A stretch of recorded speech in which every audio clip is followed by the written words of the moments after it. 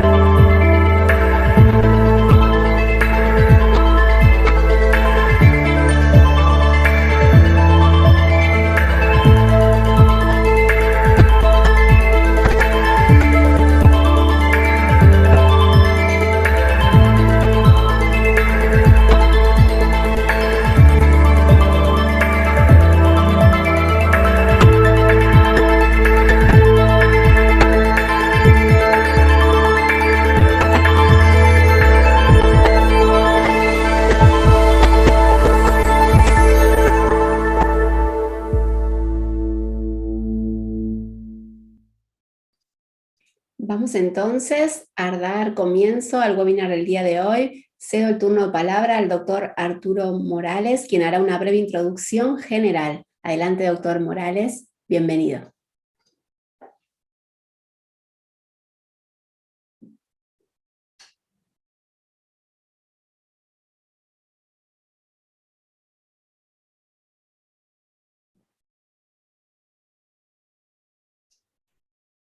Doctor, por favor, habilite su micrófono.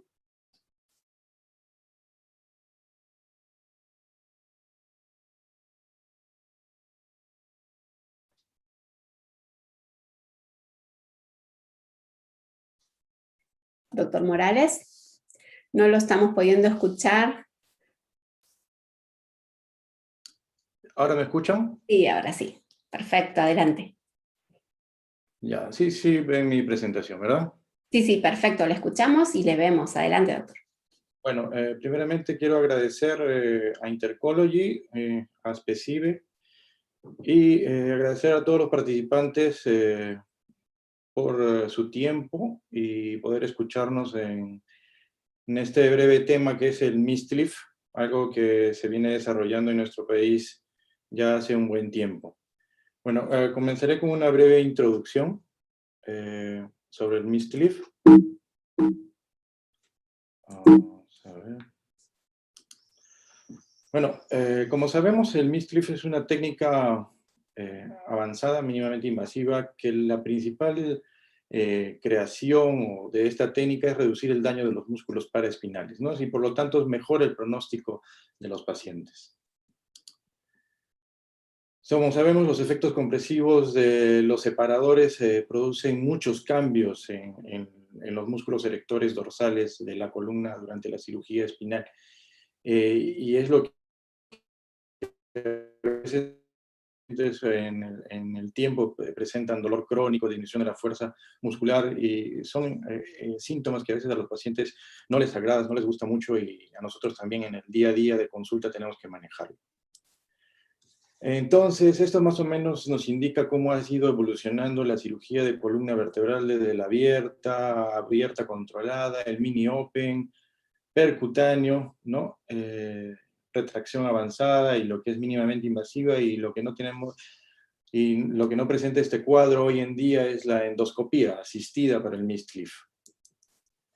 Entonces, fue en el 2002 que Foley inicia con la introducción de los tornillos percutáneos, ¿no? Usando las agujas de Yanshidi. Hoy en día ya tenemos otro tipo de métodos para colocar los tornillos, y es una parte importante en la cirugía de mínima invasión, la colocación de tornillos percutáneos. Yo sé que es una técnica que demanda aprendizaje, pero es muy buena y satisfactoria al final. Es Foley también que posteriormente ingresa lo que es las técnicas de usar los tubos retractores, que es muy importante para la colocación de las cajas intersomáticas, ¿no? Y los tubos retractores son de diferentes tamaños, formas, y estas con una buena colocación nos ayudan para la colocación de las cajas y también de los tornillos transpediculares. Y hacemos mínimas incisiones que para los pacientes estéticamente son mucho mejores, ¿no? Es una de las ventajas. Y como hemos visto en el video anterior, es importante llegar a lo que es la robótica y la neuronavegación, que eso nos va a disminuir tiempo, radiación y otras que son desventajas también en la cirugía mínimamente invasiva, ¿no? Entre las contraindicaciones del MISTLIF, bueno, es el tratamiento de deformidades degenerativas, sagitales y coronales de la columna lumbar, múltiples niveles más de 2, pelvis profunda, una obesidad mórbida, son contraindicaciones para el MISTLIF.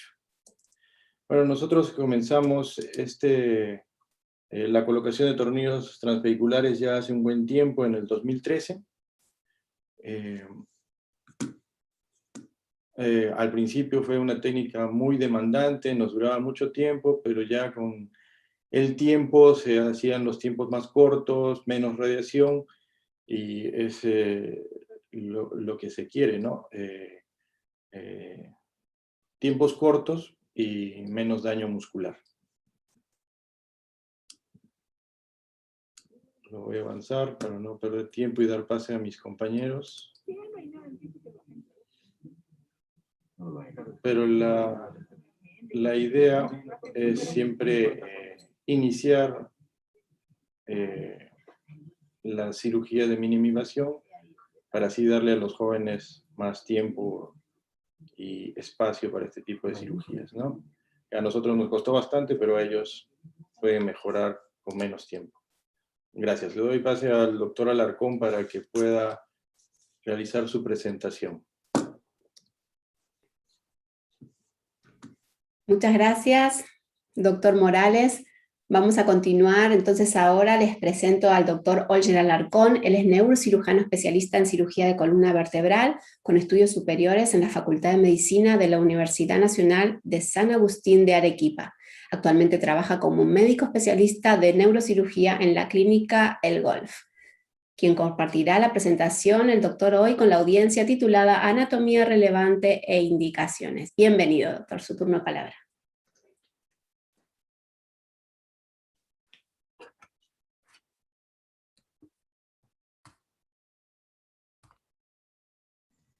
Buenas noches, ¿me escuchan? ¿No? Okay. Sí, doctor, lo escuchamos. Segundo.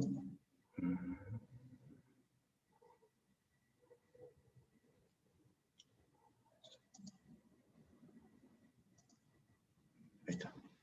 ¿Se ve ahí bien? Sí. Perfecto. Buenas noches con todos. Primero quisiera agradecer a los organizadores del evento por la invitación. Vamos a hablar algunos temas sobre lo que es el conceptos anatómicos básicos, sobre qué es la técnica de Mist-Clip. Básicamente vamos a acabar sobre esto. Ahí está. Como lo dijo el doctor Morales, esta técnica básicamente de lo que es la fusión intersomática transforaminal fue aplicada por primera vez en los años 80 por Harms, ¿no? Como una respuesta a lo que es el PLIF, lo que era el PLIF abierto, con el traumatismo que conllevaba esto para lo que es la fusión intersomática a nivel lumbar. ¿Y qué es básicamente lo que es el CLIP? El CLIP es una, como lo dije, es una fusión intersomática transforaminal con el uso de unos accesos posteriores a través del plano interfacial de Whitze para lograr las estructuras posteriores de la columna vertebral y llegar básicamente a lo que es el disco intervertebral y reemplazarlo por un injerto óseo para lograr la fusión.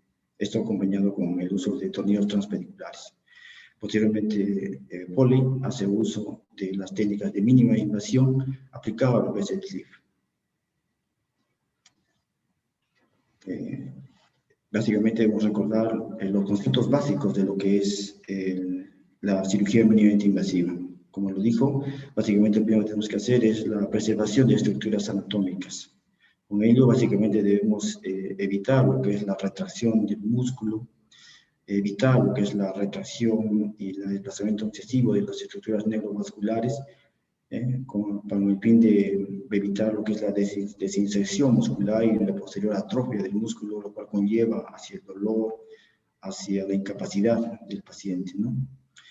Para ello hace uso de diferentes medios o instrumentos quirúrgicos o aparatos, como son el uso de microscopios, lupas, el uso de arcon-C, y asimismo hace uso de los retractores. Los retractores básicamente ya sean de tipo mini-open o tubulares. Asociado a eso, hacen uso de instrumentos adecuados para forma de bayoneta, muchos de ellos, con el fin de acceder a las estructuras óseas o neurovasculares. Beneficios en general de los Mist-Clip es aceptado en general, básicamente una disminución del daño del músculo adyacente o tejidos blandos, una disminución de lo que es el dolor postquirúrgico y la medicación analgésica, una recuperación más rápida y retorno más rápido a la actividad laboral, acortamiento del tiempo hospitalario, disminución de lo que es el riesgo postquirúrgico de infección, una disminución de pérdida sanguínea intraoperatoria, y en general se puede hacer esto a través de incisiones mucho más pequeñas. Primero, tenemos que ver, para lograr acceder a esta técnica, debemos tener en cuenta lo que es el abordaje interfacial paramediano. Eso es lo más importante, ¿no? Eso lo realiza básicamente mediante este abordaje de Whitze, o el abordaje interfacial. Con ello llega rápidamente a las estructuras posteriores de la columna vertebral, y ello básicamente evitando lo que es la desinserción músculo-tendinosa, como del multífidos y del músculo interespinal. Y esto va a evitar lo que es la atrofia muscular de esas estructuras. Y ello, si se hace con incisiones mucho más pequeñas, es mejor.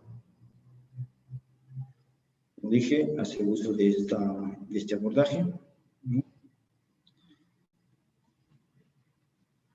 Por ejemplo, esta técnica está aceptado generalmente, por ejemplo, en este estudio que se hizo en el año 2007, por un estudio coreano, básicamente para demostrar cuánto se atrofiaban los músculos de los músculos paraespinales con un abordaje de línea media comparado con un abordaje posterolateral o de Witts. Por ejemplo, aquí se estudiaron 26 pacientes. En el mismo paciente se hizo un abordaje de línea media de un lado, y del otro lado se hizo por vía transforaminal, ¿no? Básicamente, los pacientes en los cuales se hizo un abordaje posterolateral, hubo un menor volumen de la pérdida del músculo comparado con el otro que era de línea media. Eso se hizo mediante la medición tomográfica del grupo muscular afectado. Y en general, por ejemplo, para la aplicación de lo que es el MISLIP, hacemos uso de incisiones paramedianas, si es de línea media, si es una incisión paramediana, ¿no? Para buscar el intervalo entre el músculo multífidos y el músculo longísimos. Este intervalo muscular, a través de este intervalo vamos a acceder a lo que es el plano de abordaje de Witts. Con ello llegamos rápidamente hacia la faceta articular, hacia la transversa primero y luego hacia la faceta articular, y podemos ubicar nuestro punto de ingreso para la inserción del tornillo transvesicular. Si abordamos un poco más, ya hemos colocado los tornillos, si es el L5 y el L4, debemos reconocer esta estructura, que es básicamente la faceta inferior de la vértebra. Y esta es la articulación intervertebral, ¿no? La articulación interfacetaria, perdón. Esta es la primera estructura que debemos reconocer. Allí vamos a tratar de imaginarnos lo que es el triángulo de seguridad de Camping. Este triángulo de seguridad de Camping está limitado en el borde medial por el saco dural o la raíz descendente. En el plano inferior debemos encontrar lo que es el borde superior del end plate y del pedículo inferior, el cuerpo vertebral inferior, y la hipotenusa de este triángulo, que sería conformado por la salida del nervio superior, en este caso L4. Y esto lo vemos aquí, ¿no? Fue Camping en los años 70 que propuso este triángulo de seguridad para los abordajes endoscópicos, primero, de la excisión de hernias a nivel intervertebral, a nivel lumbar. Posteriormente, Mirkovic hizo un estudio más adecuado de este triángulo de seguridad a varios niveles. Nuevamente, debemos tener en cuenta que este triángulo de seguridad tiene tres límites. El límite medial, que está conformado por el saco dural o la raíz nerviosa descendente, ¿no? El límite craneano superior, que está conformado por la salida de la raíz del nervio, y el borde inferior o el límite caudal inferior, que es el borde superior del end plate y el pedículo del cuerpo vertebral inferior. Este estudio, por ejemplo, que se hace mucho, que se hizo en el año 2016, básicamente se hizo para lo que es el abordaje endoscópico a nivel lumbar por la vía posterior, y trataron de ahí de encontrar qué tan importante era este triángulo de seguridad de Camping, y ellos inclusive ya trataron de describir lo que es el hexágono de seguridad, ¿no? Igual, estudiaron 8 cadáveres, hicieron un abordaje posterior y trataron de hacer las mediciones adecuadas desde L1 hasta S1, ¿no? De este triángulo de seguridad, básicamente conformado el borde medial por el nervio descendente, el borde medial, el borde inferior conformado por el end plate superior de la vértebra inferior, y la hipotenusa de este triángulo conformado por la salida del nervio de la raíz superior. Y esto limitado por los pedículos en ambos lados. Hicieron las mediciones del caso, ¿no? Y vieron que en esta zona, básicamente la zona más segura para el abordaje directamente de los abordajes endoscópicos, para evitar la lesión del daño de la raíz descendente. Y ellos encontraron que básicamente encontraron que en este hexágono es donde existe la zona de seguridad de no dañar las estructuras nerviosas, sobre todo del nervio inferior.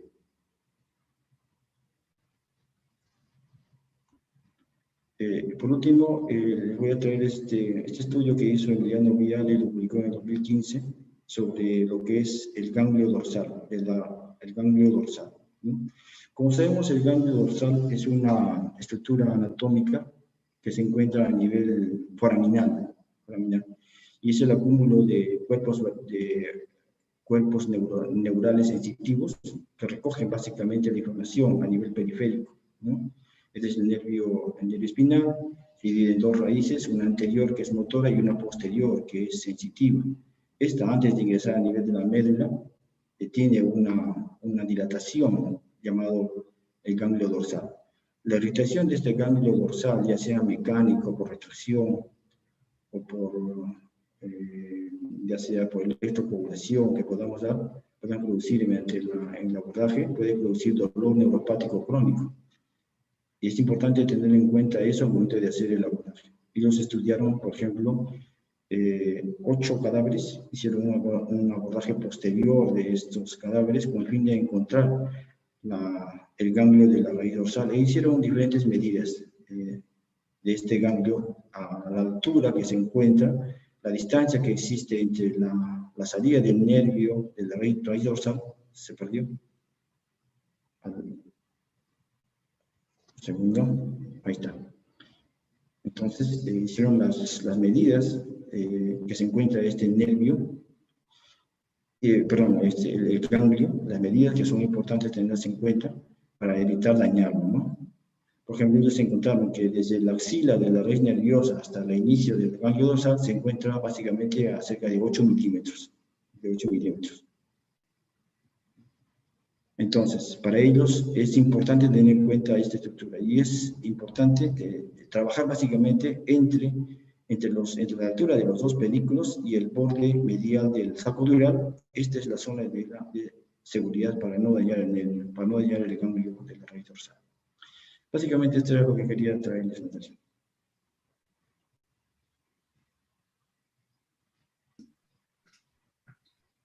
Muchísimas gracias, doctor, por su presentación. Doctor, si tiene a bien contestarnos unas preguntas, por favor, entre ellas, en su opinión y en su experiencia, ¿en qué pacientes estaría indicada esta técnica? Ya. Claro, lo que es la técnica de mínima invasión, por ejemplo, está indicado para lo que es, por ejemplo, lo que es espondilolistesis de bajo grado. Se puede realizar en lo que es la hernia discal recurrente, en la degeneración discal crónica con inestabilidad. Se puede también realizar en procesos de, por ejemplo, podríamos realizarlos, por ejemplo, en degeneración discal crónica, como volví a repetir, en general en estenosis, ¿no? Básicamente lo que tenemos que alcanzar con esta técnica es la descompresión de los elementos neurales posteriores por una única vía, básicamente por la vía posterior, y lograr la artrodesis del nivel que estamos actuando. Es importante tener en cuenta que el lado contralateral se hace una descompresión indirecta, ¿no? Con ello logramos descomprimir los elementos neurales contralaterales. Muchísimas gracias, doctor Oyer Alarcón. Le despedimos entonces, si puede dejar de compartir su presentación, por favor, doctor, y les invito a los participantes, a los asistentes de este webinar que nos dejen sus preguntas en el chat que tenemos habilitado para comunicarnos. Vamos entonces a continuar con el webinar. Doctor, por favor, para que podamos continuar, tiene que dejar de compartir su presentación. ¿Cómo dejo de compartir? Vamos a ver. Un segundo. Sí. Les comento mientras el doctor deja de compartir que tenemos 2 presentaciones más por delante. Tenemos a 2 especialistas de cirugía de columna que van a compartir las presentaciones, el doctor Vladimir Sánchez y el doctor Arturo Morales. ¿Ha podido, doctor? Perfecto. Muchas gracias. Vamos a continuar. Voy a introducir ahora entonces al doctor Vladimir Sánchez. Él es neurocirujano con estudios en la Universidad Mayor de San Marcos. Actualmente trabaja en el servicio de neurocirugía del Hospital de Emergencias Pediátricas y Hospital Loaiza, quien nos trae a la mesa de hoy técnica quirúrgica y caso. Muchas gracias, doctor. Bienvenido. Gracias. Voy a compartir mi pantalla.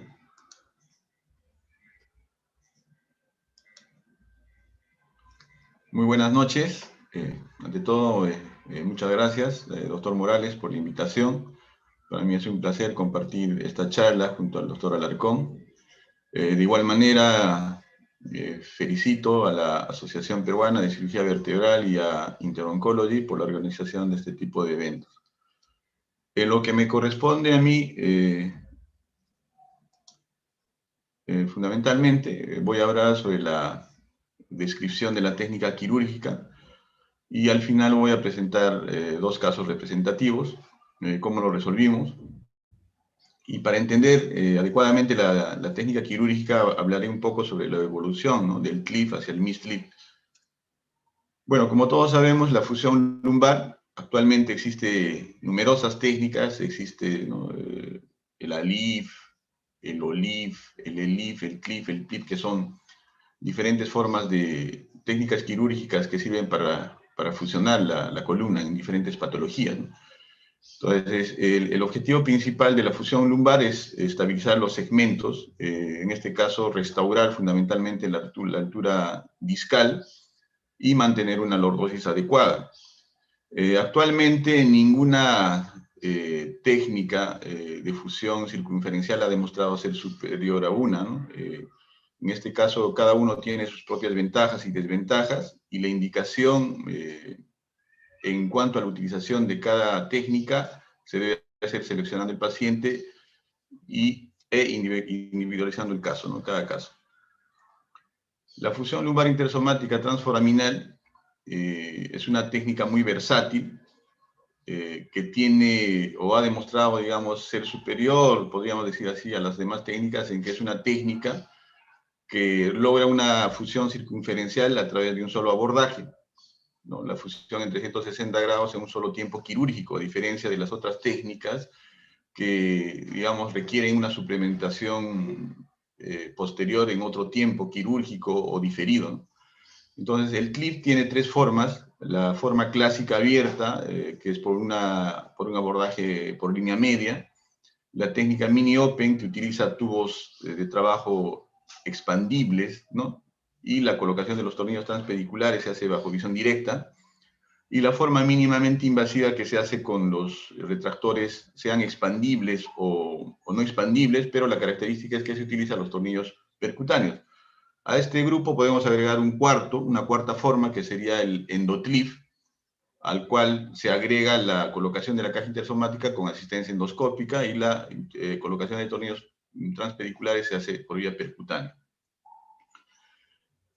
En 1998, Jürgen Harms publica este trabajo original en alemán, con 190 casos, publica la famosa técnica del PLIF por vía transforaminal, que luego se llama el CLIF. Es una técnica clásica con un abordaje por línea media.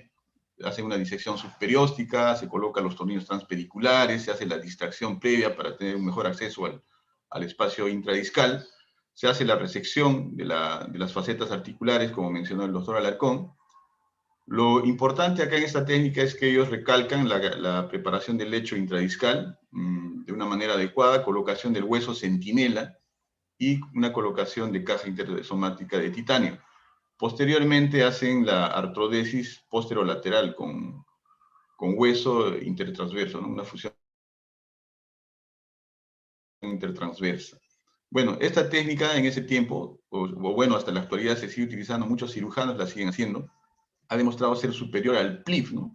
El PLIF hasta ese entonces era una técnica, como la técnica estándar en fusión, porque lo que lograba el PLIF era igual una fusión en 360 grados, solo que si uno compara el PLIF con el CLIF, el CLIF pues, produce menor retracción neural, se hace el acceso por un solo lado, previene, digamos, la enfermedad de segmento adyacente, ¿no?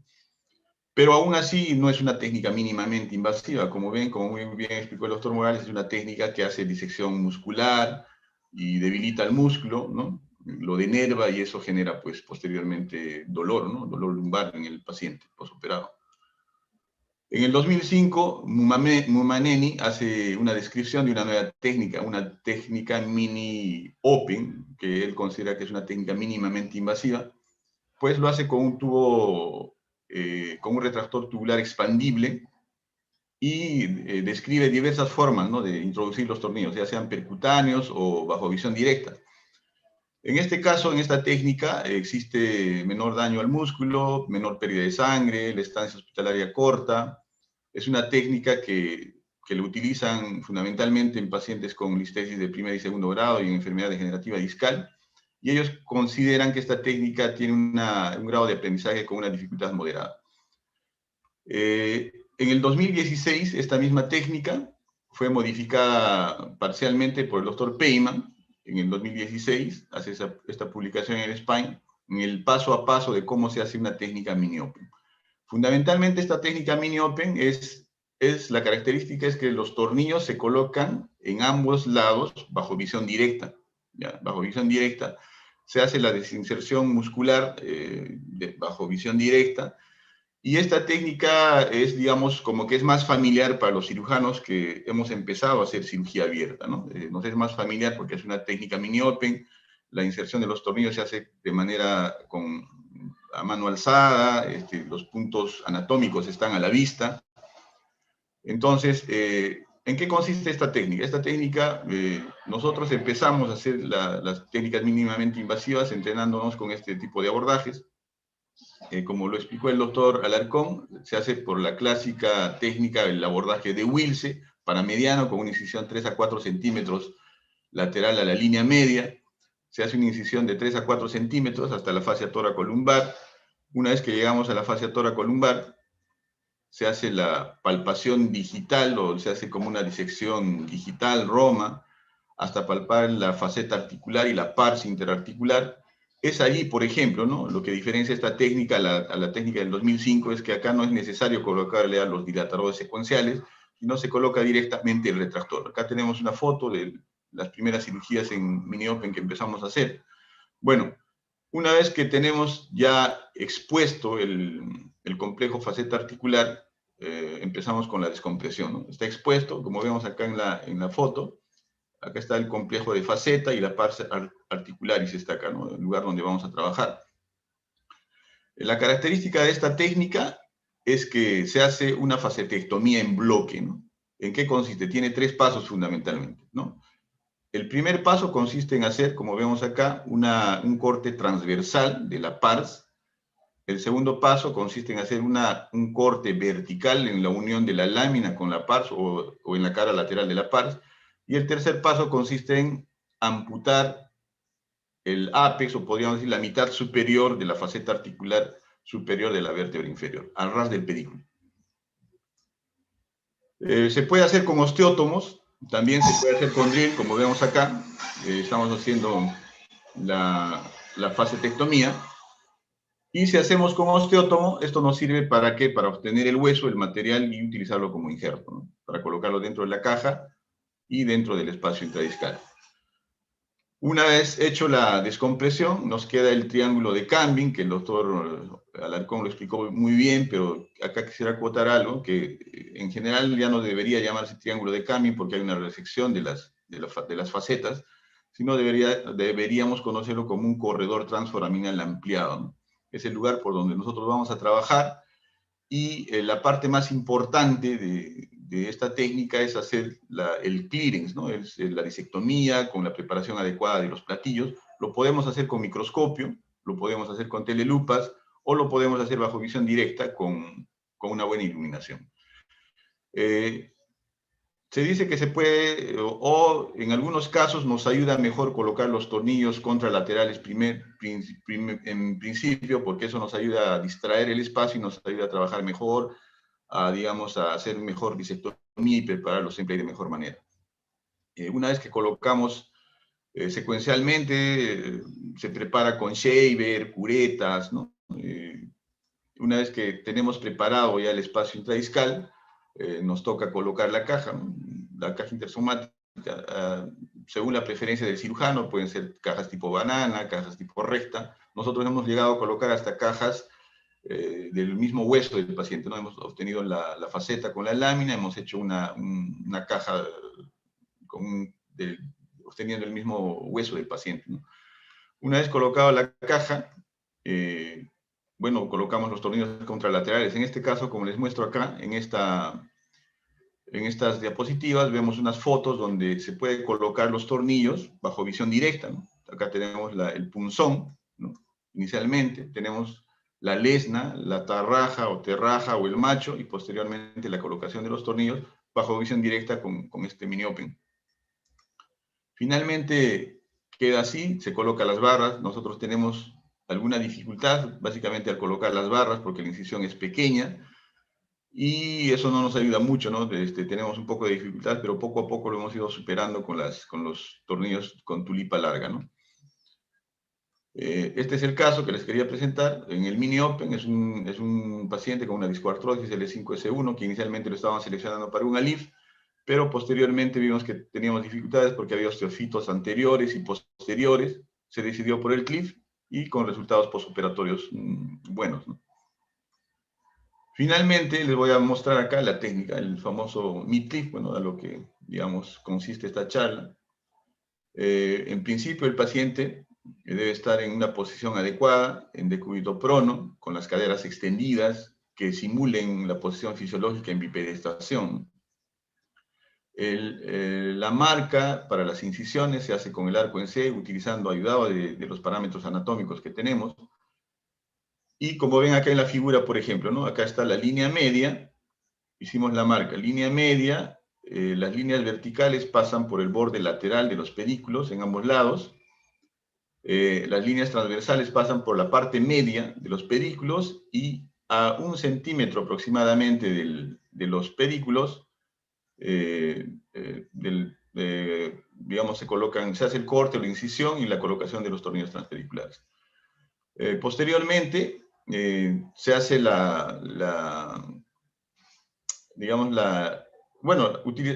cuanto a la incisión y localización, lo que hacemos acá es lo siguiente, ¿no?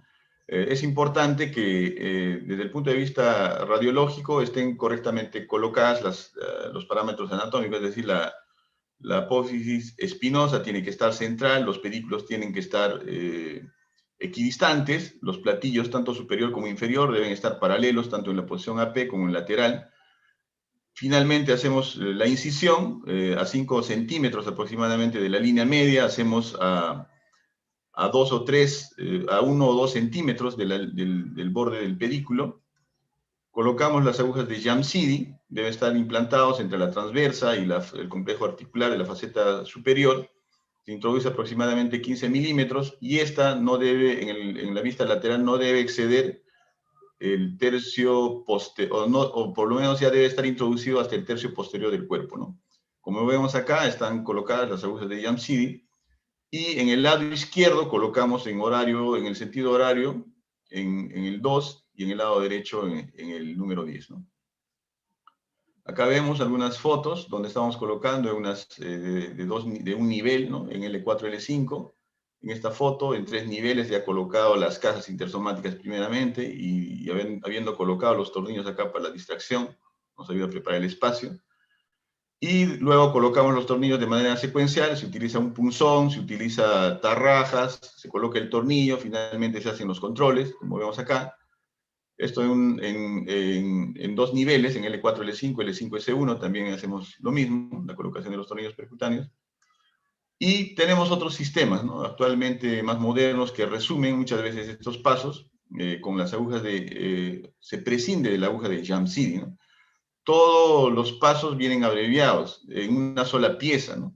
Como vemos acá, tienen un canal de trabajo, se coloca, este sistema tiene un alambre en el extremo, el cual se introduce aproximadamente 5 milímetros, y una vez, acá les muestro el ejemplo, ¿no? Por ejemplo, en esta imagen, es una cirugía que hicimos hace 2 semanas, estamos localizando con el arco en C, el punto de entrada entre la transversa y la faceta articular superior en horario a las 2. Una vez localizado el punto de entrada, lo que hacemos es, con un martillo, anclar el alambre y con la, podríamos decir, con la llave de color rosado, introducimos más o menos hasta 25 milímetros el alambre. Posteriormente, una vez que se ha introducido el alambre, se introduce el tornillo, que en el extremo tiene como un tirabuzón, no es necesario utilizar lesnas ni tarrajas, ¿no? Ingresa directamente, ¿no? Este es un sistema más moderno que abrevia muchos pasos, ahorra tiempo de cirugía, ahorra radiación. Finalmente queda así, ¿no? Por ejemplo, queda con unas tulipas extendidas. Bueno, luego de colocar los tornillos contralaterales, hacemos la colocación de los dilatadores secuenciales y colocamos el retractor tubular, ¿no? El retractor tubular nos da esta visión para poder trabajar, pero no se aprecia directamente en la faceta articular, ¿no? Vemos una mezcla de músculos, ligamentos, y lo que se hace inicialmente es eso, ¿no? Limpiar con unas Kerrison, con unas Cushing, para que nos pueda dejar esta ventana, ¿no? Donde podemos ver claramente el complejo articular, que el doctor Alarcón lo describió muy bien. Y lo que hacemos nosotros es,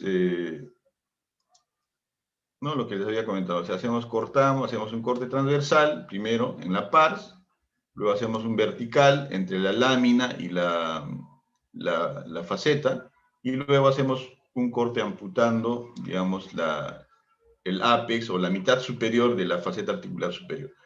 Por acá sale el nervio que sale y el nervio que desciende, ¿no? Y más o menos este es el corredor transforaminal ampliado por el que vamos a trabajar.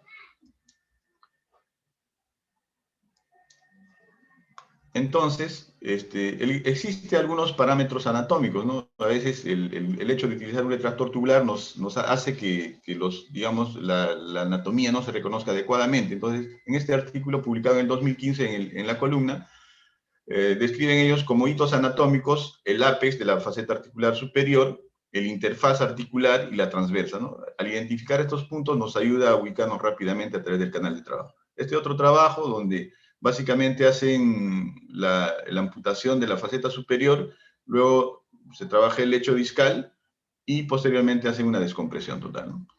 Acá tenemos la descompresión, donde estamos haciendo una descompresión con osteótomo, y en esta siguiente lámina estamos haciendo con microscopio. Se puede hacer con osteótomo, se puede hacer con microscopio. Y finalmente queda ya el triángulo de Cambrian o el corredor transforaminal ampliado, que nos explicó muy bien el doctor Alarcón. Hacemos la disectomía, trabajamos adecuadamente, ¿no? La parte más importante de esta técnica es trabajar el espacio intradiscal, de tal manera que quede la menor cantidad de disco posible, porque de eso va a depender el éxito de esta cirugía, la fusión. Utilizamos shaver, ¿no? Curetas, ¿no? Como acá. Estamos preparando adecuadamente el lecho intradiscal. Una vez trabajado el lecho intradiscal, colocamos diferentes probadores, ¿no? De 10 milímetros, 11 milímetros, 12 milímetros, 13 milímetros, ¿no? El que corresponda. Y colocamos, ¿no? Acá estamos colocando una caja intersomática tipo banana. Y esa preferencia básicamente del cirujano, como cual se siente más cómodo. Hay estudios que demuestran que no hay mucha variación, pero como que le dan un poco más de crédito a las cajas rectas porque agarran, digamos, la parte posterior, media y lateral del cuerpo y digamos, evitan la subsidencia, ¿no? De las cajas. Finalmente, como vemos acá, por ejemplo, estamos colocando la caja y hacemos la distracción contralateral, porque a veces es un poco difícil colocar la caja intersomática. Y finalmente, esta es la posición de la caja intersomática. Acá ya colocando los tapones de seguridad. Ese es, digamos, en 2 niveles. Este es el resultado postoperatorio inmediato en ese paciente. Y cuando hay 3 niveles también se hace lo mismo, ¿no? Por ejemplo, en este caso estamos midiendo la barra. Se coloca la barra con este instrumento de manera vertical y se desciende, ¿no? Y posteriormente se colocan los tapones, igualmente, ¿no? Se hace el bloqueo de los tapones. En uno de las técnicas no es necesario utilizar unos postes, sino básicamente son tulipas y al final se rompen las tulipas, ¿no? Más fácil, ¿no? Se abrevian los pasos. En cuanto al cierre, existen diversas formas, ¿no? Por ejemplo, cuando es un nivel, es decir, cuando es un segmento, L4, L5, por decir, utilizamos un mini open para colocar la caja y 2 incisiones pequeñas para los tornillos, como en estos casos, ¿no? O, por ejemplo, si es 3 niveles, se utiliza un mini open bilateral, donde se introduce por este lado las 2 cajas, o viceversa, y los tornillos por este lado, y todo percutáneo. O como en este lado, donde se hace un mini open para colocar las 2 cajas, por este otro mini open 2 tornillos, y por este un tornillo. Dependiendo de cada caso. El endolip, como había comentado el doctor, al final es básicamente colocar los mismos tornillos percutáneos con la misma técnica, pero la caja intersomática se hace por asistencia endoscópica, ¿no? Básicamente para mencionar eso. Acá les voy a presentar ya para ir terminando una técnica, un caso, ¿no? Es un paciente varón de 59 años, abogado, papá de médico, con dolor intenso, EVA 10/10, incluso usuario de morfina. Como ustedes ven acá, se ve claramente que el paciente tiene una hernia foraminal de receso y extraforaminal, ¿no? Tiene una insuficiencia facetaria, tiene un dolor lumbar intenso, y el paciente, esto es lo que muestra, ¿no? Es un paciente que tiene una marcha claudicante, con impotencia funcional del miembro inferior izquierdo por dolor, muy sintomático. ¿Qué es lo que hicimos en el paciente? Ahí les muestro un video, cómo lo hicimos, cómo resolvimos, para que es como un resumen de todo lo que les he ido hablando en esta charla.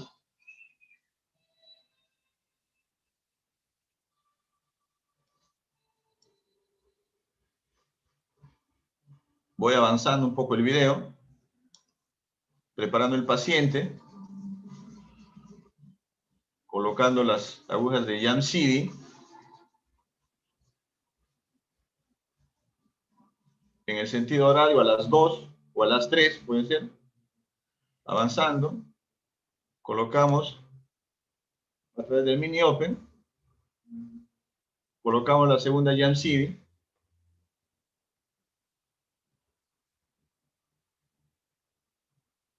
colocando en este caso los tornillos contralaterales,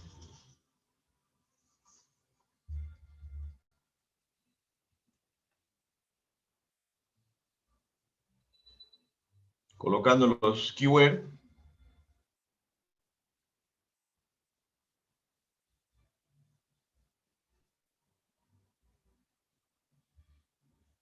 y ahí tenemos los cuatro alambres, y seguidamente vamos a proceder a colocar los tornillos contralaterales primero, antes de hacer la descompresión, ¿no? En este caso utilizamos un punzón,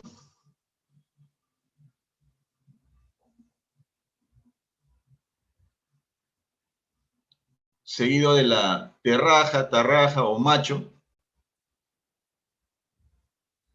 siempre con cuidado de que no se salga el alambre. Ahí tenemos la R5, la doctora Michelle Cabrera, quien nos ayuda siempre en las cirugías.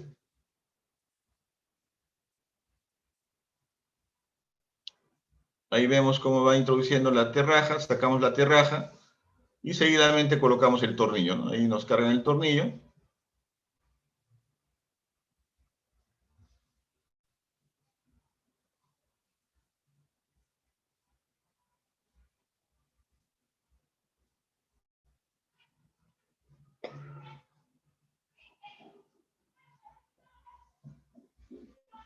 Bueno, colocamos los tornillos. Una vez que colocamos los tornillos contralaterales, nos vamos a lo que es la descompresión, ¿no? La colocación de los dilatadores secuenciales y el retractor tubular para la descompresión correspondiente.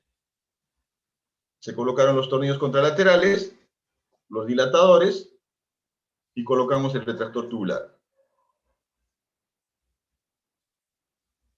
Estamos con los residentes, el doctor Andrei, el asistente, el doctor Segundo Ríos, y quien graba es el doctor Bruno Díaz R4 también. Y ahí tenemos el campo, ya hacemos una disectomía con asistencia microscópica. Acá no se puede ver bien, pero estamos coagulando el plexo de Batson, que es el que sangra, ¿no? Cuando hacemos este tipo de disectomías. Ya tenemos el corredor transforaminal ampliado. Finalmente, ahí está la hernia foraminal, colocando ya los probadores, después de haber trabajado el espacio discal.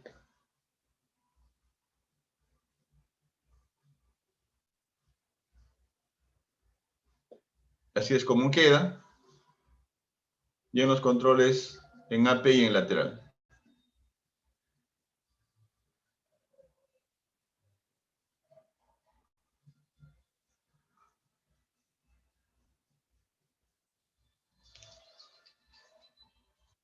Bueno, este es el control postoperatorio final.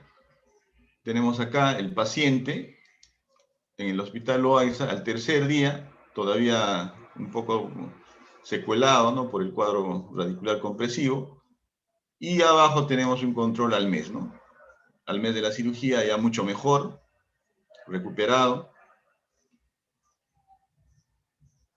Seguidamente les voy a presentar el siguiente caso. Rápidamente, es un paciente de 56 años, con 2 años de enfermedad, ¿no? En los últimos meses la sintomatología se agudizó con lumbociatalgia bilateral a predominio izquierdo, con un dolor intenso, 9/10. Como ven acá en las placas, se ve que existe una retrorhistesia L5S1, la columna está recta.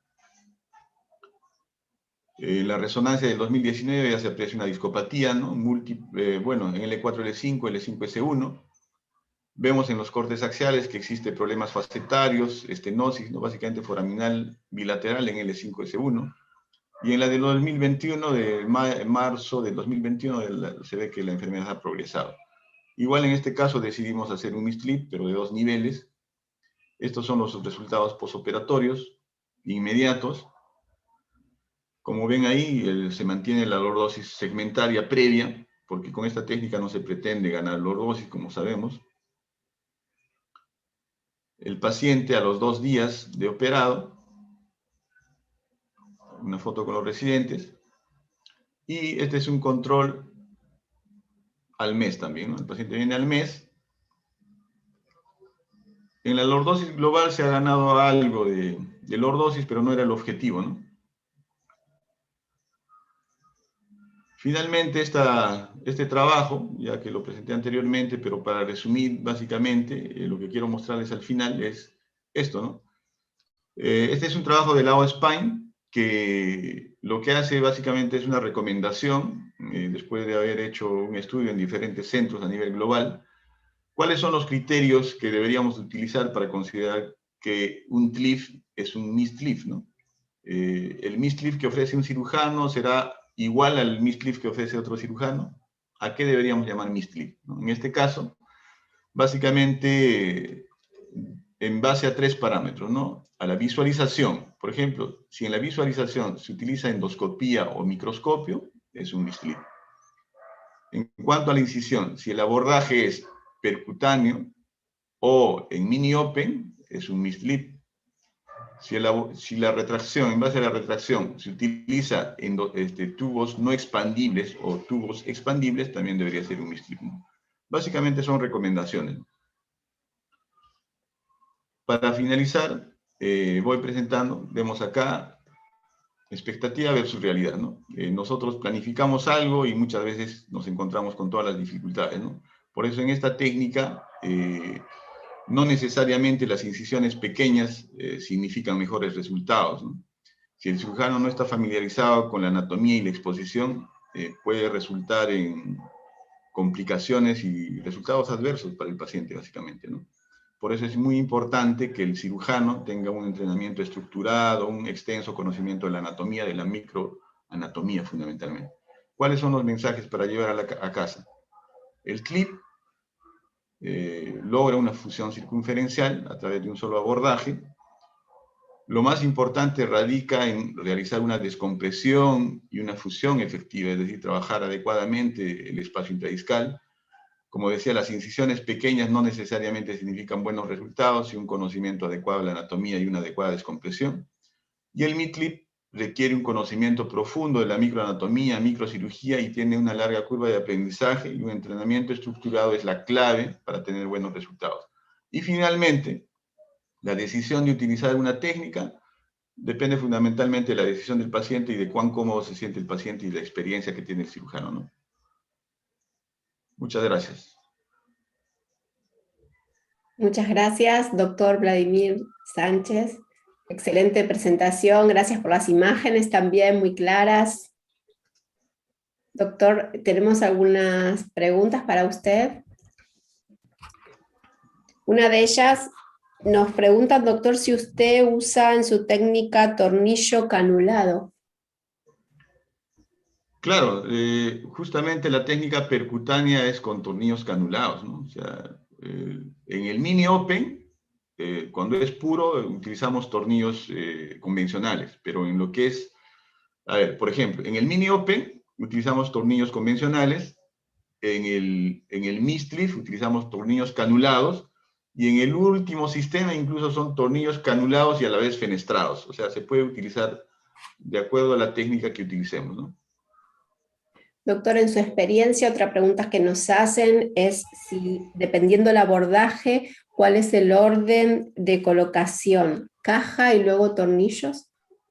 Bueno, primero, en el estudio que mostré del lado Spine, en la encuesta que han hecho a nivel de varios centros, un 60% primero hace la descompresión y un 40% y seguido de la colocación de tornillos. Un 40% primero coloca los tornillos seguido de la descompresión. En mi caso, lo que yo hago depende de cada paciente.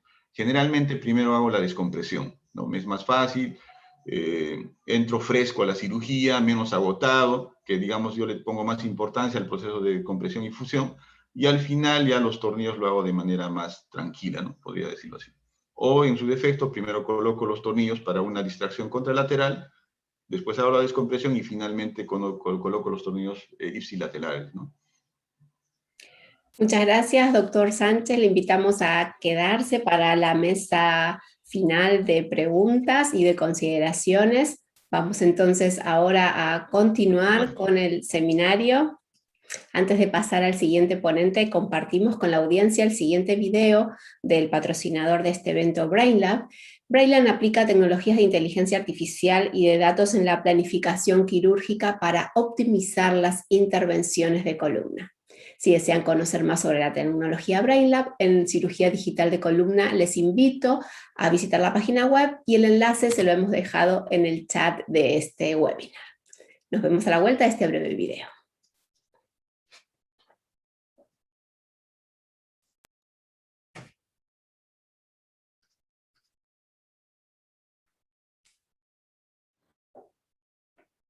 As you can see, this is S1, this is L5, and this is L4.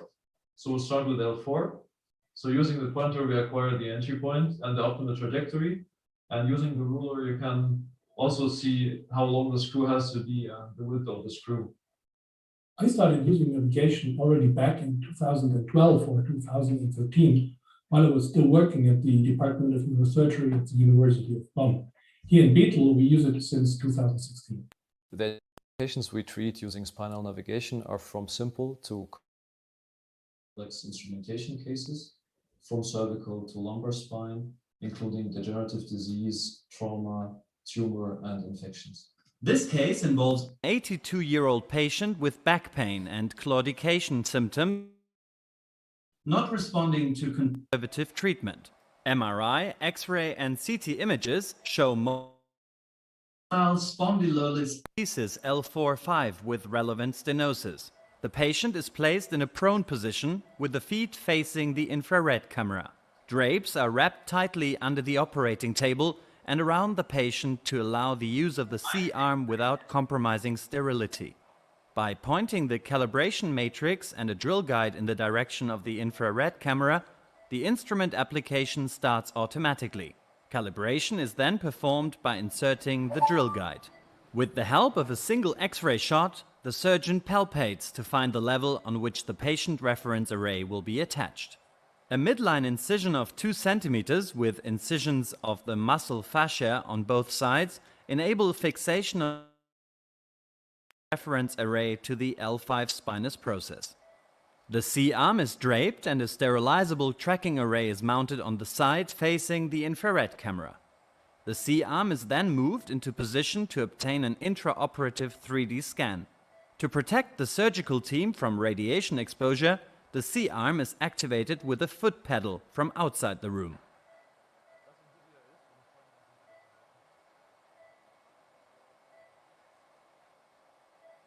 The acquired images are automatically transferred to the navigation system to the patient. The C-arm can be moved away to allow access to the surgical side and navigation monitor. Registration accuracy is verified with a pointer on the spinous process and the patient reference array. Before making any additional incisions, the surgeon can plan the entry points and optimal trajectories for each screw using navigation. A ruler tool helps the surgeon determine the diameter and length of the screw to be used. A small 1.5 centimeter incision is made along the chosen entry point with deep incision of the muscle tissue. This facilitates the entry of the drill guide and the approach towards the preferred anchor point on the bone surface. Once the optimal trajectory is determined, a drill is inserted through the guide to drill the pilot hole. The depth control can be adjusted to precisely define the maximal depth. The drill is removed and a K-wire is inserted through the drill guide. The drill guide is removed and the first cannulated screw is inserted over the K-wire and guided towards the pilot hole. After the screw is firmly in place, the K-wire can be removed. These steps are repeated for the remaining screws. To verify the correct placement of the screws, AP and lateral shots are taken. Navigation is used once more to determine access to the disc space without any additional radiation. The clamp can then be taken off to begin with the removal and replacement of the disc. A microscope is used for the lateral preparation of the muscle and proper exposure of the interlaminar space and facet joint. The lamina and joint are partially removed in order to properly access the disc. An incision is made in the posterior longitudinal ligament and the disc is removed. A cage is placed in the cavity where the disc was removed, followed by 2 rods which will be fixed to the screws and hold everything in place. A final scan can be performed to verify the correct placement of screws, rod and cage. The incisions can then be stitched back together to complete the surgery.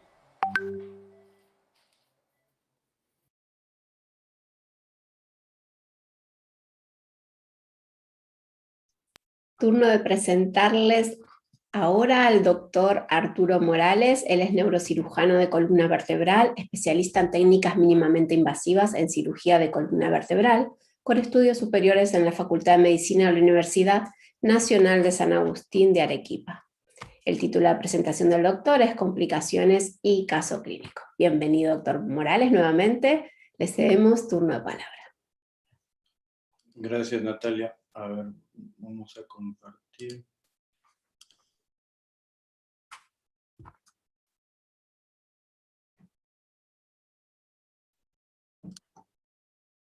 Listo. Bueno, quiero felicitar al doctor Alarcón y al doctor Sánchez por sus excelentes exposiciones. A mí ya no me queda mucho por decir, voy a tratar de dar algunos tips y presentar un caso para las complicaciones, lo que nadie quiere tener en este tipo de cirugías, pero el que no opera quiere decir que no tiene complicaciones, pero el que opera siempre va a haber algún tipo de complicación. Entonces, como han dicho anteriormente el doctor Sánchez y el doctor Alarcón, los espacios reducidos de trabajo que permiten los sistemas de retracción tubular requieren un conocimiento detallado de la anatomía tridimensional espinal para así evitar complicaciones. Tanto el Mist-Cliff y el Open-Cliff tienen las mismas complicaciones. Una es menos que la otra, pero son las mismas complicaciones. Pero en el caso del Mist-Cliff necesita un conocimiento de la anatomía muy especial, ¿no? ¿En dónde usamos la función interlumbar? Como lo explicó el doctor Sánchez, hay muchos métodos para poder llegar y hacer fusión, por la vía anterior, posterior, lateral. Pero vemos que el cliff se usa en ¿cómo se llama? En L4 y L5 en varias patologías. Por eso es importante conocerlas. ¿Cuáles son las complicaciones, no? Entre las complicaciones, como les dije, es un 12.6 para las cirugías abiertas y 7.5 para las cirugías de Smith-Cliff. Y generalmente, las complicaciones son debidas a 3 razones, o es más o menos lo que encontré, o las dividen así, ¿no? Debido a la técnica quirúrgica, a las sistémicas y de etiología infecciosa. Dentro de las sistémicas tenemos especialmente lo que es la neumonía, infección del tracto urinario o trombosis venosa profunda, porque no los vamos a tocar.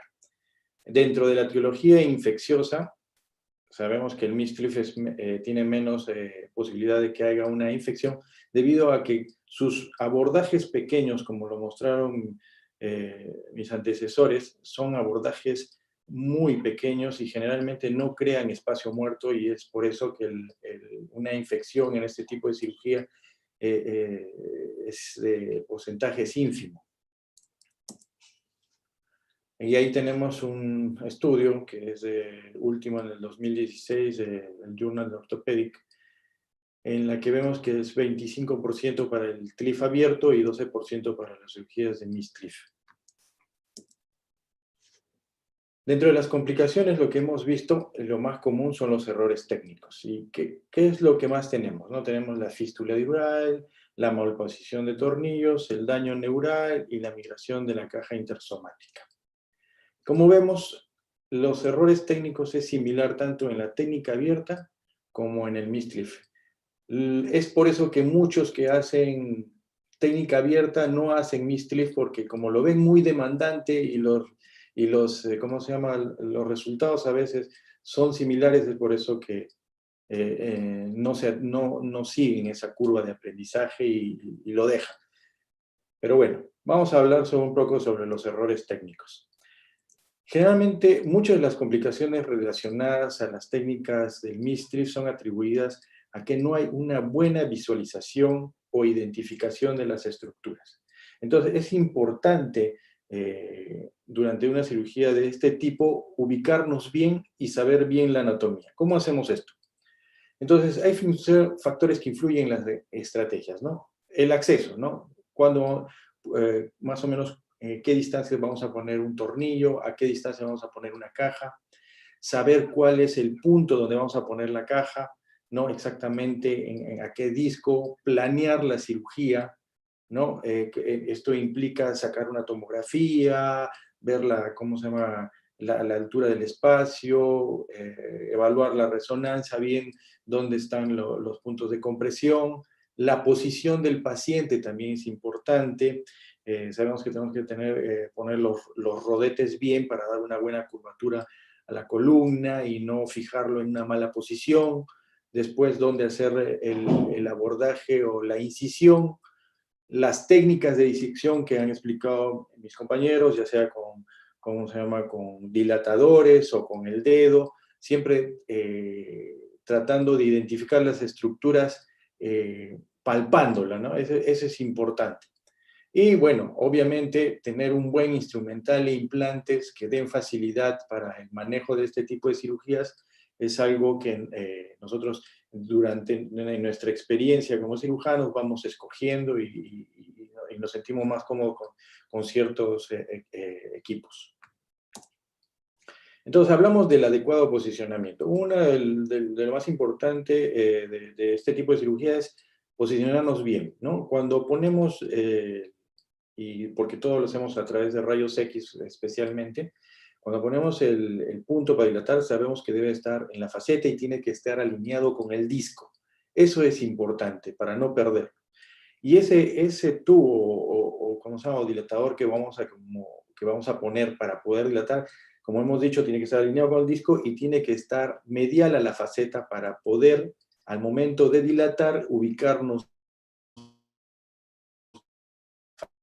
y encontrar la faceta y, como lo explicó el doctor Alarcón, ¿no? La faceta superior e inferior y poder así, poder hacer una buena osteotomía, ya sea con un drill o con osteótomos, y poder identificar, las estructuras, tanto la raíz que desciende como la raíz que sale.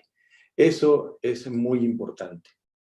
Entonces, el nivel operatorio y confirmación fluoroscópica es parte importante, y en lo que es el triángulo de Camin y el corredor seguro para poder poner nuestra caja.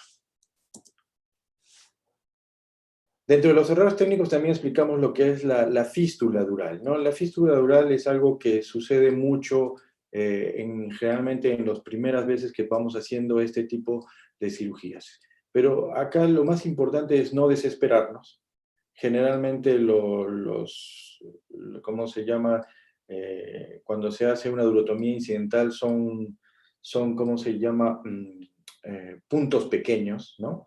Que se pueden suturar. Hoy en día existen muchos cursos del Miss Cliff en la que a través de ¿cómo se llama? De maquetas especiales y con microscopios o con exoscopios nos enseñan a suturar. Pero si no se puede suturar o se hace muy difícil, bueno, siempre ahí algunos tenemos Duragen o la fibrina, el pegamento de fibrina, ¿no? Que nos pueden ayudar, o si no, también a veces colocamos grasa y en muchos casos no necesita sutura, porque el abordaje es tan pequeño que no va a pasar nada. Y si en muchos casos comienza a haber fístula o tiene mucha dura, se le pone un dren lumbar por unos días y eso va a revertir.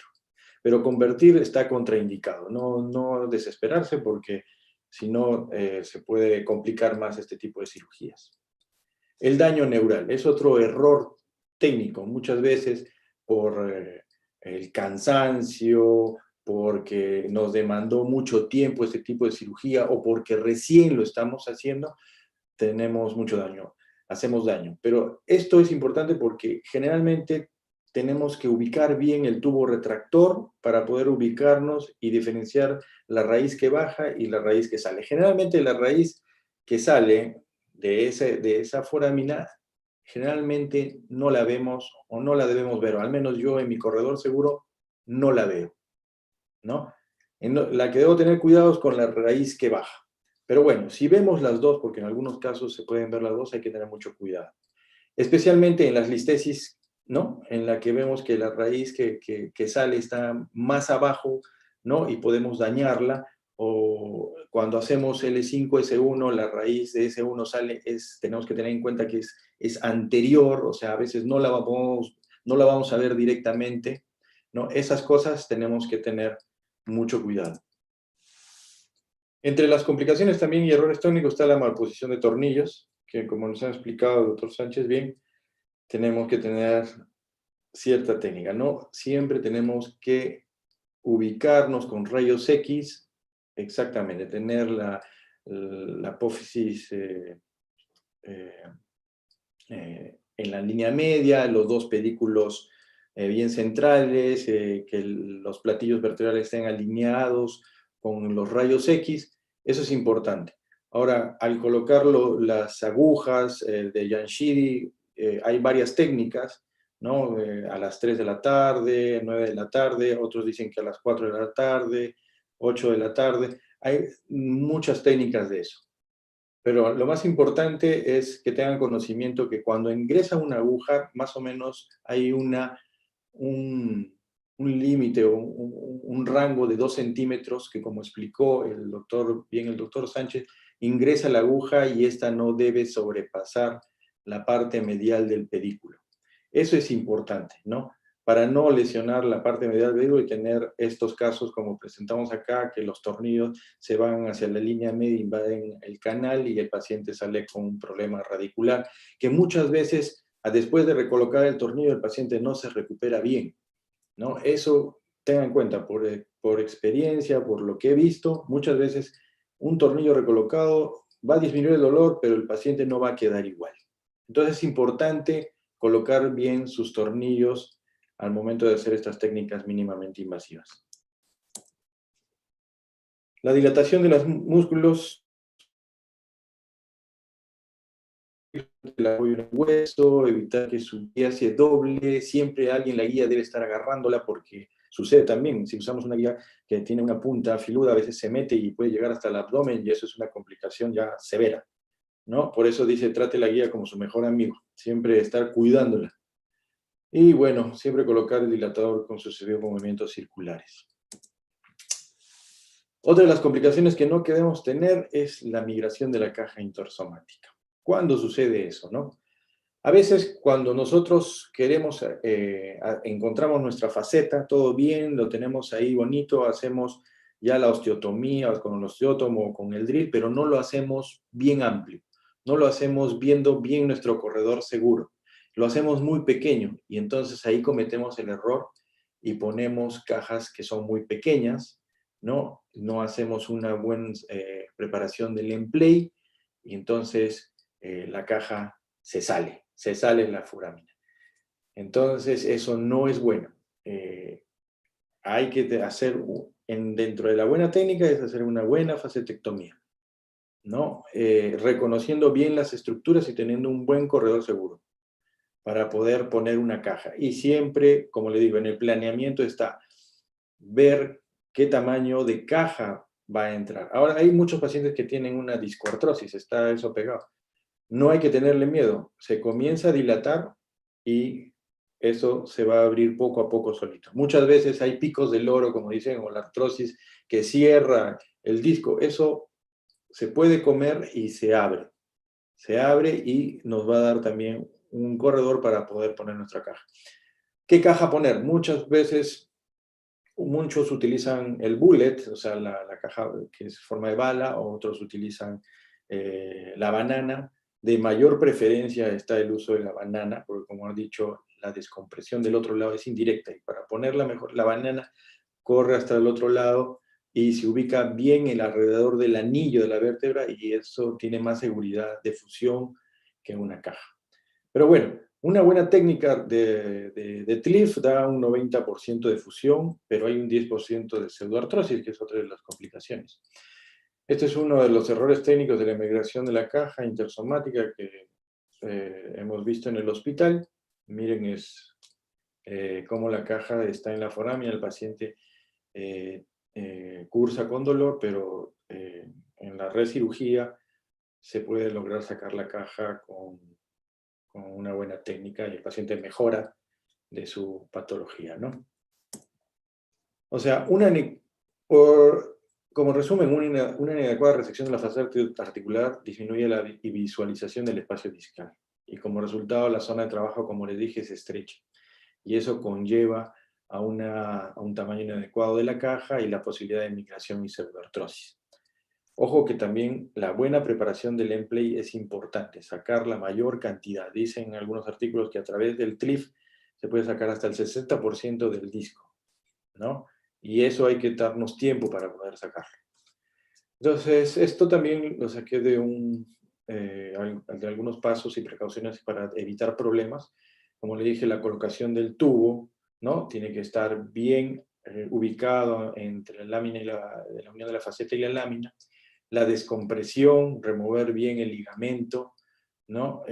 Bueno, hay técnicas de cómo empezar superior o inferior, eso es indiferente con cada cirujano, pero hay que sacar el ligamento amarillo para poder sacar y visualizar bien las estructuras. La caja que se va a poner, bueno, hay que retraer bien la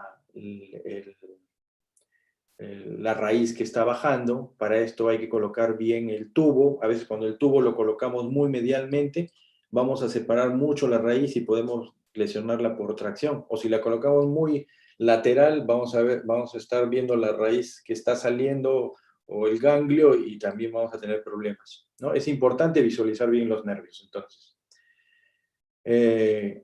Evitar también, al momento de preparar el emplay, ¿cómo se llama? Lesionar el emplay, porque eso va a hacer que haya subsidencia. Y usar en lo más posible prótesis bien grandes, ¿no? Sin violar los emplays. Al hacer la instrumentación percutánea, bueno, tener cuidados con las agujas que son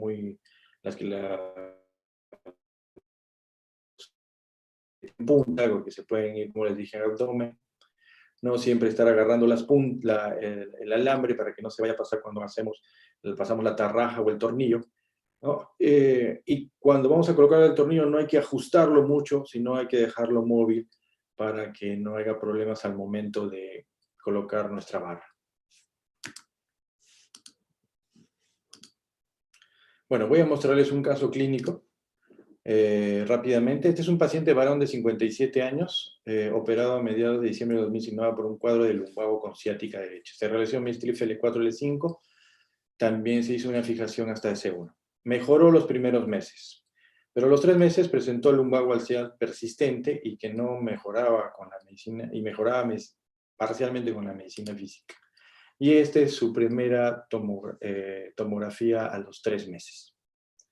Había mejorado del problema radicular, pero persistía o con un dolor lumbar que le molesta. Entonces, al paciente ya se observaba que había un problema de una pseudoartrosis, a veces los pacientes no quieren aceptar, se le envió para hacer más terapia y se le puso un corset. Esto es a los 6 meses. El lumbago era persistente, más intenso, dolor a los cambios de posición.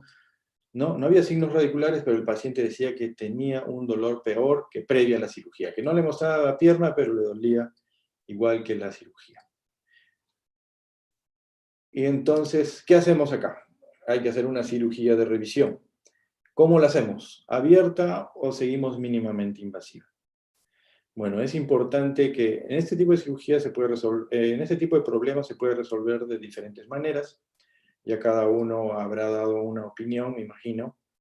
Pero bueno, lo resolvimos así de esta manera, ¿no? En julio del 2020, ya el paciente convencido que no había otra solución, se le realizó un mini-ALIF en L4, L5, y aprovechando que ya estábamos ahí, se le colocó una caja también en L5, S1.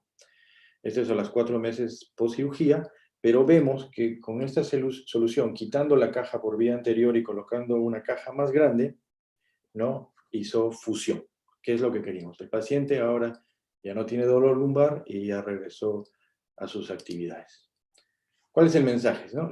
El Mistliff es una cirugía con buenos resultados, y en especial en casos de un nivel. Eso hay que tener en cuenta. Lo malo es la curva de aprendizaje, pero los resultados y la satisfacción del paciente es buena cuando es una cirugía que se realiza. No todos los pacientes se puede hacer ALIF, pero cuando se puede hacer un Mistliff por un caso de una discopatía por vía posterior con una hernia migrada arriba abajo, tenemos que hacer un Mistliff. Y esta es una cirugía bien indicada para esos casos y para otros también, como lo han explicado mis compañeros anteriormente. Gracias. Muchas gracias, doctor Morales, por su excelente presentación. Vamos a traerlos a los dos a la mesa. Disculpamos al doctor que se tuvo que retirar, que tenía una cirugía. Entonces, tengo preguntas para ustedes, si son tan amables. Doctor Sánchez, bueno, para los dos en realidad. Si quieren, primero puede contestar el doctor Sánchez y luego le damos la palabra al doctor Morales. Nos preguntan si el uso del monitoreo neurofisiológico intraoperatorio, si ustedes usan el monitoreo neurofisiológico intraoperatorio con estas técnicas, y si fuese así, ¿qué tan útil ha sido en sus cirugías? Doctor Sánchez, active su micrófono, por favor. Sí, gracias. Bueno, nosotros no utilizamos neuromonitoreo.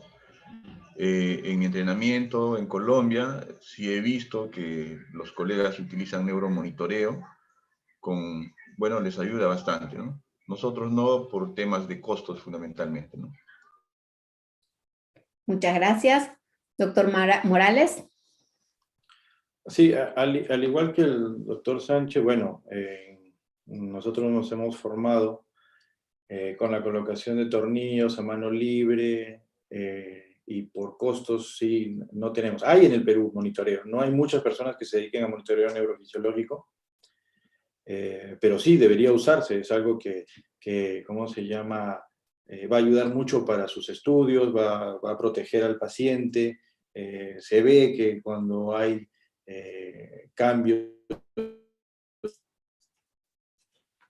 de descompresión, ya sea directa o indirecta, de los nervios, se ven los cambios neurofisiológicos, y eso nos ayuda para estudios posteriores, ¿no? Sí, es bueno, o sea, con los que puedan usarlo adelante, es algo recomendado. Perfecto. Doctor Sánchez, quería formular la siguiente pregunta, y tiene que ver con que si podríamos afirmar que la enfermedad degenerativa de la patología de columna muestra en el comportamiento epidemiológico una curva ascendente. Esto podría tener que ver específicamente en el Perú, y esta pregunta es abierta y para los dos, esto podría tener que ver o ser una causa de los comportamientos sedentarios y junto a la obesidad. Claro, la enfermedad degenerativa discal es multifactorial, ¿no? Los factores que influyen a que esta enfermedad se acelere son el sobrepeso, el tabaquismo, los deportes de contacto, e incluso los factores hereditarios, ¿no? Y dependiendo del tipo de sintomatología que tiene el paciente, se le da un tipo de indicación, ya sea tratamiento conservador o tratamiento quirúrgico. Y en el tratamiento quirúrgico existen diferentes técnicas, ¿no? Doctor Morales, ¿su opinión al respecto? Claro, el tema degenerativo de columna es un tema que todos vamos a padecer, unos más que otros, ¿no? Como les digo a muchos de mis pacientes, nosotros heredamos un tipo de columna. Como sabemos, los que nos dedicamos a columna hay varios tipos de columna. Y de acuerdo a cómo tratemos esa columna, ¿no? Accidentes, caídas, deportes, malos hábitos, peso, ¿no? Factores hereditarios, ¿no? Se va a degenerar. Es una máquina pues, biomecánica que hay que tratarla bien, solo que lo malo que no sé si solamente acá en Perú o a nivel mundial no nos enseñan a cuidar nuestra columna. Entonces, todas las cosas que ha inventado el hombre, como ha dicho el doctor Sánchez, los deportes de contacto, degeneran la columna. Y a veces no tenemos una buena preparación muscular previa a esos deportes, entonces se genera la degeneración de los discos, ¿no?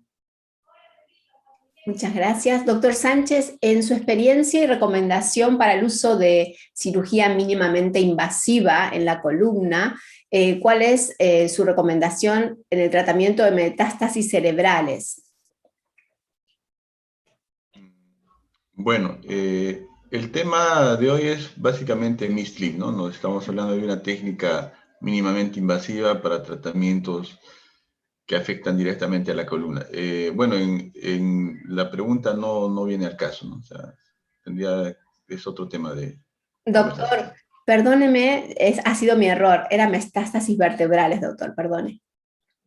Ah, claro, lógicamente, la cirugía mínimamente invasiva igual, por ejemplo, a ver, en los casos que requiera instrumentación, sí, pues es, digamos, está indicado, ¿no? Por lo menos la colocación de tornillos percutáneos, incluso, por ejemplo, cuando hay mielomas múltiples se puede hacer digamos, se utilizan los tornillos canulados con el cemento acrílico, ¿no? Sí, o sea, sí es útil, es útil.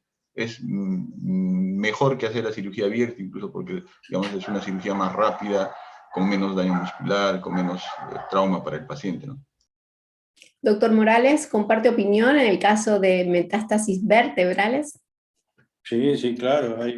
Hay muchos casos de metástasis vertebrales que puede manejar mínimamente invasiva. Por eso es importante que en la diapositiva que la mostré, ¿no?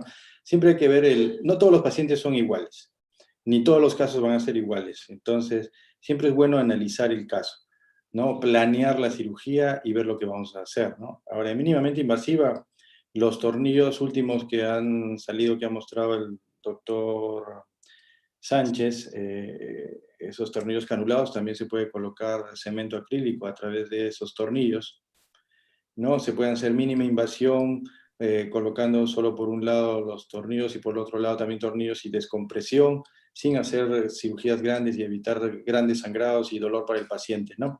Que es lo que menos quiere, sumado a su problema de metástasis vertebral, ¿no? Perfecto, muchísimas gracias a los tres, el doctor Morales, doctor Alarcón y el doctor Sánchez, por el día de hoy, por su tiempo, por el compromiso con la educación médica continua. También quiero agradecer especialmente a ASPE-CIBE por ser parte de este proyecto, esta serie de 3 webinars que concluyen en el día de hoy con estos 3 profesionales. Gracias por compartir sus experiencias aquí en vivo, en directo, audiencia masiva, como han podido ver, audiencia de muchos países, les llegan las felicitaciones a los tres por las presentaciones. Yo les recuerdo que para inscribirse a los próximos webinars exclusivamente la serie de cirugía de columna vertebral, que continúan el próximo 13 de mayo, vamos a compartir con los doctores de Argentina y Chile en esta oportunidad. Tenemos 3 ponentes y un moderador el próximo 13 de mayo, como les dije anteriormente, es jueves y necesitan inscribirse previamente como han hecho con esta serie. ¿Qué más iba a decirles? También pueden seguir a ASPECIVI, a la Sociedad Peruana de Cirugía Vertebral, en sus redes sociales, en Facebook, en Instagram. Y con respecto a Interoncology, los invito también a que nos sigan en nuestras redes sociales para mantenerse informados de todas las actividades que llevaremos a cabo en mayo, congresos virtuales, seminarios virtuales, workshops, también los webinars como el del día de hoy. Pueden verlos en nuestro canal educativo de YouTube en Interoncology Channel. Nos despedimos, señores. Muchas gracias a los 3, a los 2 que tengo aquí conmigo ahora mismo. Gracias a la audiencia y buenas noches. Adiós. Gracias. Buenas noches. Adiós. Gracias a todos. Buenas noches. Adiós. Saludos al Perú. Cuídense. Adiós. Saludos del doctor Alarcón también.